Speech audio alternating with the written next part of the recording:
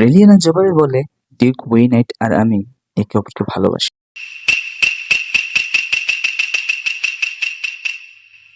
ফ্রান্সিসের জন্য 1 মিনিট নীরবতা।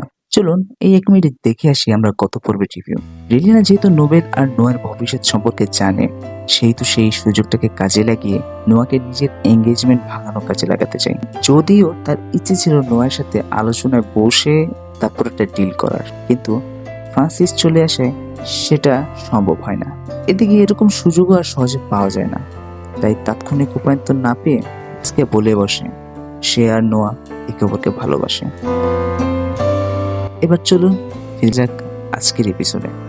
রেলিয়ানার এই ঐতিহাসিক অকপট স্বীকারোক্তি দেখে যেমনটা অবাক হয়েছিল ফ্রান্সিস, তার থেকে হয়তো কিছুটা বেশি অবাক হয় নোয়া।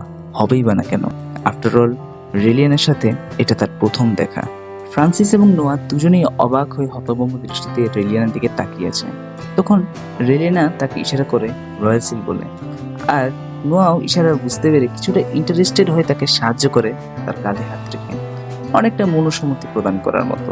যাই হোক, হতভম্ব অবস্থা থেকে নোয়া তাড়াতাড়ি রিকভার করলেও ফ্রান্সিসের অবস্থা ছিল শোচনীয়। সে তো কিছু বলার মতো ভাষাই হারিয়ে ফেলেছিল। আর যখন জ্ঞান ফিরল তখন শুধু একটা কথাই বলল, কিভাবে? বলতে না বলতে রেলিয়ানা কোচম্যান এসে রেলিয়ানাকে তাড়া দেয় বাড়ি ফেরার জন্য, আর রেলিয়ানাও হাঁপ ছেড়ে বাঁচে। কিন্তু হুট করে ফ্রান্সিস তাকে থামায় আর রাগান্বিত স্বরে বলে, দাঁড়াও, তুমি এভাবেই চলে যেতে পারো না রেলিয়ানা। তুমি যা বলছো তা কি সত্যি? রেলিয়ানা জবাব দেয়, হ্যাঁ সত্যি। আমি খুব চেষ্টা করছিলাম তোমার সাথে ব্রেকআপ করতে, এখন আমাদের সত্যি করা উচিত। ফ্রান্সিস বলে, দাঁড়াও দাঁড়াও দাঁড়াও। রেলিয়ানা বলে, অনেক দেরি হয়ে গেছে, আজকে এখানেই শেষ করি। কিন্তু ফ্রান্সিস প্রচন্ড রেগে বলে, তুমি নিজেকে কি ভাবো? তুমি জানো তুমি আমাকে কি বলছো? অবস্থা বেগদিক থেকে নোয়া বলে উঠলো, ইনাফ। কোচম্যানকে উদ্দেশ্য করে বলল, তুমি রেলিয়ানাকে নিয়ে যাও। তখন কোচম্যান বলে, জি মহাশয়।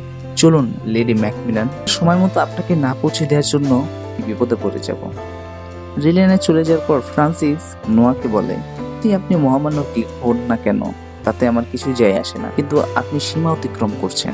লেডি রেলিয়ানা আমার ফিয়ান্সে। তখন নোয়া বলে, এই বিষয় নিয়ে আমার কিছু বলার নেই, কিন্তু তাকে আপনার ফিয়ান্সি বলার অধিকার আর নেই। এখন ফ্রান্সিস বলে, আমি বিষয়টা এত সহজে মেনে নেব না। এরপর ফ্রান্সিস সেখান থেকে চলে যায়। তখন নোয়া তার অ্যাসিস্ট্যান্ট উইটনকে ডাক দিয়ে বলে, রেলিয়ানা ম্যাকমিলানের প্রতি খেয়াল রেখো, আর ওই লোকটার প্রতিও কাউকে নজর রাখতে বলো। যদি মনে হয় যে সে আমাদের কথা শুনছে, তাহলে তাকে সাথে সাথে শেষ করে দিও।